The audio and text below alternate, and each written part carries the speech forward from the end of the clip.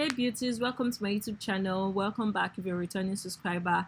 And I noticed that most of you watching my videos are not subscribed to my channel. Help a girl out and subscribe to my channel. I promise you it's gonna be worth it. Today I'm gonna be showing you guys how to highlight and low light your black wig. And this hair is available for purchase. So if you finish watching the video and you're interested in purchasing it, send me a DM at on IG at MVP Hair Official. For a bit I forgot my page. So I'm just brushing through the hair and also using a hot comb on my parting just to make it more to make it easier, especially because you know you're going to be highlighting, so you don't want to make any mistakes and then make your when somebody parts the hair looks weird. So you want to part it exactly how you want it and proceed with your highlight. So of course you want to protect your mannequin head, and I'm using this Target nylon that I have in the house. I have a bunch of this, and I'm just going to wrap this on the canvas head and use T-pins or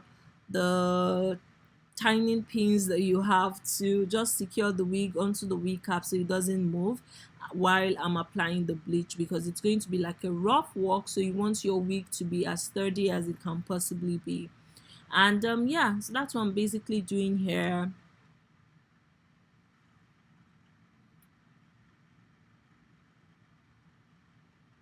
The next thing I did, I packed the hair all together, and I'm going to do this highlights track by track. Trust me, you want to do your highlights and low lights track by track so that it looks nicer.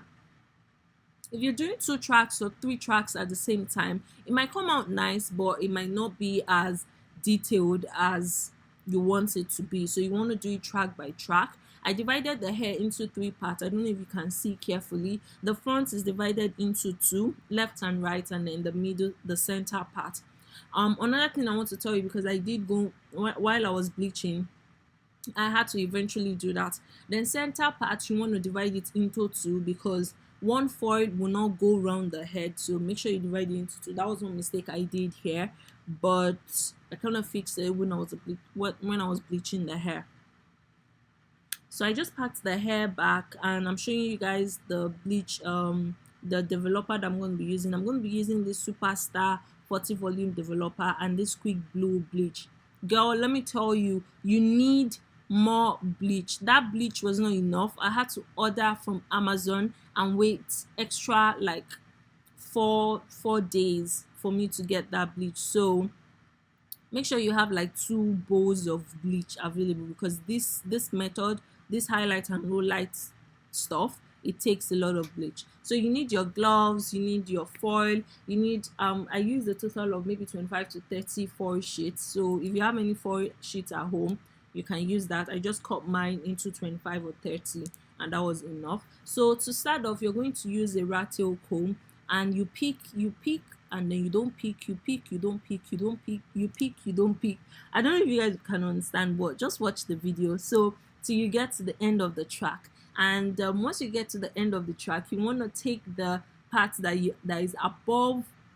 So now you have two lines. The top one you want to put on top of the foil and brush it downwards. So any short hair or short strands or anything you do would just make it look more flawless. I didn't do this at the back just because nobody's going to be looking at the roots, you know, at the back of the hair. But I did do it at the front because it's very important. So you don't want a huge chunk of bleach, like one huge part would be blonde and then one huge chunk would be black. I don't know, unless that's what you're going for, but yeah, just make it more seamless. That's what you want to do. Oh, I think, see, that's what I did it here. So you brush it backwards, and then you put the foil paper and go ahead and apply your bleach. So when you apply your bleach, use a brush to brush through it so that it's, you know, really absorbs very well. And don't be stingy with your bleach, girl. Use enough bleach. If not, you're going to end up bleaching like twice like I did. So use enough bleach. Make sure you have enough bleaching powder. As I said, have like 2 bowls, 2 8-ounces available in the house, because that's about the amount I use. I think I even used more, but just to be safe, girl. So yeah, just get like 2 so you don't run out of bleach. So be very generous when you're applying, because the more bleach you apply, the faster it bleaches the hair. If you apply it small, you're gonna have problems with not enough bleach. Some parts will be black, some parts will be blonde. So you want to make sure that the bleach mixture really penetrates the hair. Use the brush, don't just wrap it like I did. I eventually started brushing it when I got to the center of the head, but brush the hair or use a comb to comb through it so that it penetrates better. And yeah, just wrap it securely. Make sure there's no space, or so that make sure there's no space, as you're wrapping it, so that hair doesn't enter it. Because if you wrap it tightly like I did, the foil is going to retain the heat, and the heat is going to make the bleach work faster. So that's basically what I did. I'm just going to leave you to watch it carefully so you better understand, and then if there's a point that involves me coming up to say something, I'll just come up and say something.